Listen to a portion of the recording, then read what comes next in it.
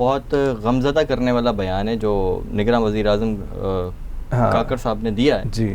وہ تو مطلب وہ تو ایسا بیان ہے کہ جس نے اور زیادہ پاکستانیوں کے جذبات کو مجروح کیا. جن کو بیان سمجھ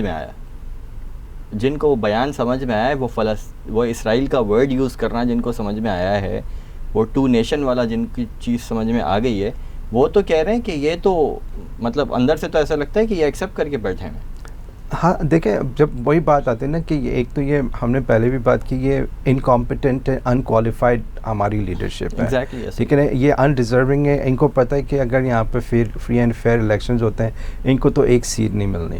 یعنی یہ وہ لوگ ہیں, وہ اب ہم اس سے کیا ایکسپیکٹ کر سکتے ہیں, سیٹ ملنا تو دور, ان کو مار کے بھگایا جائے گا. ہاں, تو وہ بات یہ ہے نا کہ یہ بکھے ہوئے, یہ ہماری لیڈرشپ اصل میں کمپرومائزڈ ہے. اس میں کوئی ifs اینڈز اور بٹس والی بات نہیں ہے. سرکمسٹینشیل ایویڈنس جسے ہم کہتے ہیں لیگل ٹرم میں, سرکمسٹینشیل ایویڈنس, اس سے جو ان کے ایکشنز اس سے نظر آتا ہے کہ یہ لوگ بکے ہوئے ہیں, کیونکہ یہ پاکستان کے مفاد میں کوئی کام نہیں کرتے, کوئی بھی کام نہیں کرتے. ہر کام کرتے ہیں یا تو پرسنل مفاد کے لیے کرتے ہیں یا امریکہ کے کہنے پہ کرتے ہیں. تو ان سے کوئی چیز ایکسپیکٹ کرنا کہ یہ کوئی ایسا ریمارک دیں گے جس سے جو ہے نا لائک کسی پارٹی کو لگے کہ بھائی ہاں کوئی کہیں سے کوئی پاورفل بیان ہے, تو دیر انکیپیبل آف ڈوئنگ دیٹ. اور ان کی انسٹرکشنز بھی نہیں ہیں کہ اس طرح سے کریں.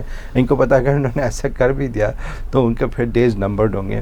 تو یہ ایک انفارچونیٹ پاور ڈائنامکس ہے یہاں کے.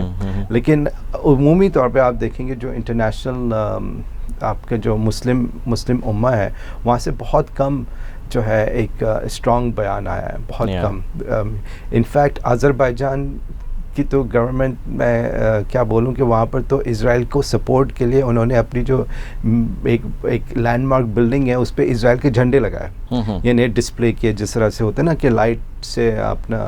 تو یہ بہت ہی ایک ٹربلنگ بات ہے کہ ایک مسلمان کنٹری ہے آذربائیجان, اور ہمیں آپ یعنی یہ ایسا ٹائم ہے کہ ہم ٹھیک ہے غیر مسلمس کو کیا کہیں, آپ تو ایک as a Muslim country you understand the situation better کہ بھائی فلسطینیوں کے ساتھ ہاں تو اتنے عرصے سے زیادتی ہو رہی ہے, لیکن آپ کیونکہ اتنے کیا کہتے ہیں انڈیٹڈ ہیں اپنے جو کیا کہتے ہیں جو آپ کو اسپانسر کر رہے ہیں, غلامی میں اتنا ڈوب چکے ہیں کہ آپ کہتے ہیں کہ آقا میں تو آپ کا سب سے بالکل اچھا والا غلام. بالکل یہ تو وہ والا کام ہے, بالکل یہ وہی والا کام ہے.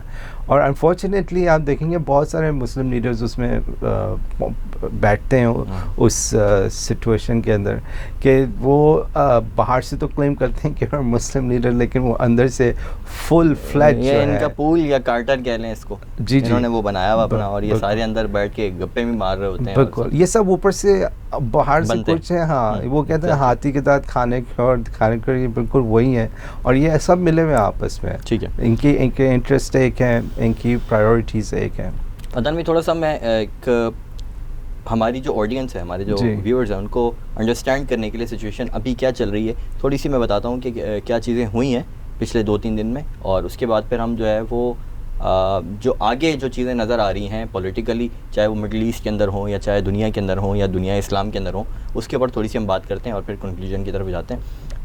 ہفتے کی صبح 6:30 بجے کے قریب جو ہے وہ حماس نے ایک آپریشن لانچ کیا طوفان القدس کے نام سے, اور اس کے اندر تقریباً حماس کے ترجمان کے مطابق 5,000 سے زائد یا 5,000 جو چھوٹے جو راکٹس ہیں وہ فائر کیے گئے. اور اس کے علاوہ ایک بہت بڑا فضائی جو آپریشن ہے وہ بھی اس طرح سے ہوا کہ پیراشوٹ جو ہے وہ پیراشوٹرز نے اسرائیل کی حدود کے اندر گئے بھی, اور وہاں سے پھر ان کی گاڑیاں بھی کچھ یرغمال بنائیں, اور بہت سارے جو ان کے فوجی یرغمال بنائے اس کے اندر ایک ان کا میجر جنرل نمرود جو ہے اس کو بھی گرفتار کیا, اس کو بھی یرغمال بنا کے لایا. اور حماس کے جو ترجمان ہیں ان کا کہنا یہ ہے کہ ہم نے اتنے لوگوں کو یرغمال بنا لیا ہے کہ ہم جتنے بھی فلسطینی ہیں, تقریباً 2,200 سے زائد فلسطینی اس وقت, جن میں معصوم بچے اور خواتین شامل ہیں, وہ یہودیوں کے پاس اس وقت قید ہیں. اور اسرائیل کا حماس کے ترجمان کا کہنا ہے کہ ہم انشاءاللہ تعالیٰ ان کو چھڑا لیں گے, اتنے ہم نے یہودی قید کر لیے ہیں. یا پھر اس کو اگر اس طرح کر لیں کہ جتنے ہم نے یہودی پکڑے ہیں وہ ایکویویلنٹ ہوں گے جتنے لوگ وہاں پر قید ہیں, وہ ان کو چھوڑنے پھر مجبور ہو جائیں گے. اور جو میجر جنرل ان کا نمرود ہے یہ ان کا سب سے زیادہ اہم آدمی ہے اس حوالے سے کہ جتنی بھی یہ فائٹ کرتے رہیں اگینسٹ غزہ یا پھر حماس کی اگینسٹ جو بھی ابھی تک لڑائیاں ہوئی ہیں اس میں نمرود کا بہت اہم کردار رہا ہے. تو یہ اس وقت صورتحال تھی ہفتے کے دن کی. پھر اتوار کے دن اسرائیل نے رات کے وقت حملہ کیا ہے اور حملے کے اندر جو ہے وہ 400 سے زائد فلسطینی شہید بھی ہوئے اور مساجد بھی باقاعدہ پوری شہید ہو گئیں, ہاسپٹلز بھر گئے, ایمرجنسیز نافذ ہو گئیں وہاں پر بھی. اور یہ ساری صورتحال کل تقریباً صبح تک رہی. اور اسرائیل نے کیا کیا کہ جب حزب اللہ نے حمایت کا اعلان کیا تو لبنان پہ بھی حملہ کیا, اور پھر حزب اللہ نے بھی 3 جگہوں پر راکٹ فائر کی ہیں. ان کی 3 جو چھاونیاں ہیں ان کی وہ تباہ کی ہیں. انہوں نے یہی کہا ہے کہ ہم نے 3 چھاونیاں تباہ کی ہیں. حزب اللہ میدان کے اندر آ گیا. وہاں سے ایران نے حمایت کا اعلان کر دیا کہ ہم مکمل طور پر سپورٹ کرتے ہیں. ادھر سے لبنان کی طرف سے بھی اچھا رسپانس آیا ہے حماس کے حق میں اور حزب اللہ کے لیے. اس کے بعد سعودی عرب نے بھی کچھ ملا جلا بیان دیا اور سعودی عرب نے ٹیلی فونک رابطے کیے کچھ مختلف جگہوں پر. یورپی یونین سے بھی رابطہ کیا. اس کے علاوہ اسرائیلی ہم منصب کو بھی وزارت خارجہ جو سعودیہ کی ہے, سعودیہ کے وزیر خارجہ جو ہیں انہوں نے اسرائیلی امریکی ہم منصب سے بات کی اور انہوں نے دونوں ممالک نے یہ کہا ہے کہ ہم یہ جو تمام تر صورتحال ہے اس کو ختم کرنے کے لیے جنگ بندی پر دونوں راضی ہوئے. یہ بات ہوئی. پھر کل رات کے تقریباً 8-9 بجے کے قریب امریکہ کی طرف سے ایک بیان جاری ہوتا ہے اور امریکہ کہتا ہے کہ ہو سکتا ہے کہ حماس نے یہ سعودیہ اور جو اسرائیل کے تعلقات جو بحال ہو رہے تھے اس کو خراب کرنے کے لیے یہ حماس نے یہ کوشش کی ہے. یہ ایک اور مضحکہ خیز بات سامنے آئی.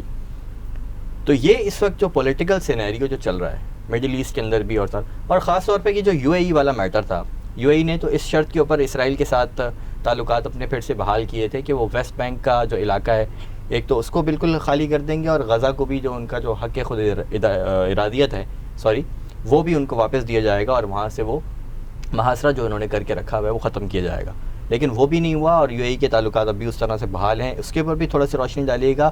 سعودیہ کے تعلقات کیا خراب ہونے جا رہے ہیں یا سعودیہ چاہے گا کہ جی دونوں مل کر بات کر لیں, جنگ بندی ہو جائے اور چیزیں ویسی ہی خراب رہیں جیسی پہلے بھی خراب تھیں, حماس اب حملہ نہ کرے اور اسرائیل بھی حملہ نہ کرے اور ہم جیسے چاہیں ویسے چلتے رہیں. آپ کیا کہتے ہیں اس کے حوالے سے؟ اور ساتھ ہی ساتھ مجھے یہ بتائیے گا کہ ایران, ترکی, پاکستان یہ جو ممالک ہیں ان کے حوالے سے بہت زیادہ بات ہو رہی ہے کہ یہاں سے اب کیا رسپانس آنے والا ہے. پاکستان کی تو لیڈرشپ ہمیں پتہ ہے کہ کسی کام کی ہے نہیں اور فی الحال تو یہاں پر الیکٹڈ کوئی لیڈرشپ بھی نہیں ہے, نگراں سیٹ اپ چل رہا ہے اور ہمیں پاکستان کی طرف سے تو اس طرح سے کوئی امید ہے نہیں. ترکیہ اور ایران ان کی طرف سے کیا رسپانس ہو سکتا ہے آپ کی نظر میں؟ دیکھیں ترکیہ تو آپ کو پتہ ہے انہوں نے فلسطین کے ایشو پہ بہت عرصے سے بات کی ہے اور وہ کریں گے, لیکن ایٹ دا سیم ٹائم ترکی آپ کو پتہ ہے نیٹو کا ممبر بھی ہے جی. تو وہ کبھی بھی اس طرح سے کوئی اسٹیپ نہیں لے گا کہ اس کی جو باقی جو اس کے سلسلے چل رہے ہیں اس میں تھوڑی سی جو ہے آپ کا کہتے ہیں کوئی چینجز آئیں. اب ظاہر ہے عوام کا پریشر ان سب کنٹریز میں ہوگا. ہم نے پہلے آپ نے سعودی اور UAE کی بات کی. دیکھیں سعودی اور UAE میں آپ کو پتہ ہے ہم نے یہ بھی پہلے ڈسکس کیے تھے, یہ ہے پولیس اسٹیٹس, ٹھیک ہے نا. یہاں پر جو لوگ ہیں وہ ڈر سے نہیں نکلتے کچھ, لیکن سعودیہ میں پھر بھی ہم تھوڑا بہت ریزسٹنس دیکھتے ہیں اور وہ فوراً سے جو ہے نا جو ان کی اسٹیٹ اپیریٹس ہے وہ اس کو کھول کر دیتا ہے, ختم کر دیتا ہے. لیکن اب جیسے جو پچھلے دنوں یہ ہو رہا تھا کہ سعودیہ جو ہے وہ اسرائیل کو ایکسیپٹ کر لے گا اس شرط پہ کہ اس کو جو ہے یورینیم انریچمنٹ اور پاور پلانٹ جو ہے وہ US اس کو مدد کرے گا اس میں, تو انہوں نے کہا تو یہ ہم نے شرط رکھی اور ہم اب اسرائیل کے ساتھ اپنے تعلقات بہتر کریں گے وہی ٹریڈ کوریڈور کے لیے جو انڈیا, UAE, سعودیہ, جارڈن اور پھر اسرائیل کے تھرو یورپ. اس میں ظاہر ہے محمد بن سلمان نے یہ اس لیے ہی was able to do that کیونکہ اس نے دیکھا کہ میں نے اپنی جتنی بھی میری اپوزیشن تھی اس کو تو نیوٹرلائز ایک طرح سے کر دیا, اب یہ عوام تو میرے خلاف اتنی بولے گی نہیں. لیکن اب چونکہ یہ سچویشن ہوئی ہے اس سے ان کو لوکلی زیادہ پریشر ہوگا.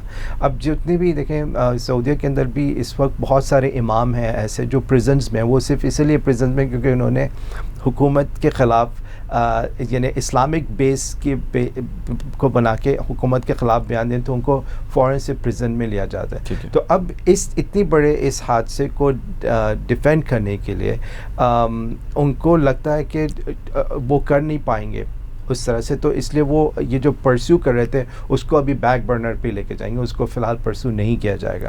اسی طرح سے UAE بھی جو ہے وہ پریشر, اس پہ بھی پریشر ہوگا کہ جو ہے نا یہ تھوڑا سا اس کو ٹون ڈاؤن کریں اپنا جو آپ کا تعلقات ہے. ہم نے پہلے ڈسکس کیا تھا ان کی تقریباً ایک ہفتے کے اندر 152 فلائٹس ایکسچینج ہوتی ہیں آپس میں, تو ابھی دیکھتے ہیں اس میں کس طرح سے جو ہے چینجز آتی ہیں. لیکن ان ساری گورنمنٹس پہ تو لوکل پریشر ہوگا, چاہے وہ ایجپٹ کی گورنمنٹ ہو, UAE کی ہو, سعودیہ کی ہو, اور باقی مڈل ایسٹ کے اندر ہے, ترکی ہے. ایران کی جہاں تک بات ہے تو ایران کی دیکھیں, ایران تو US کے بھی اس میں نہیں ہے.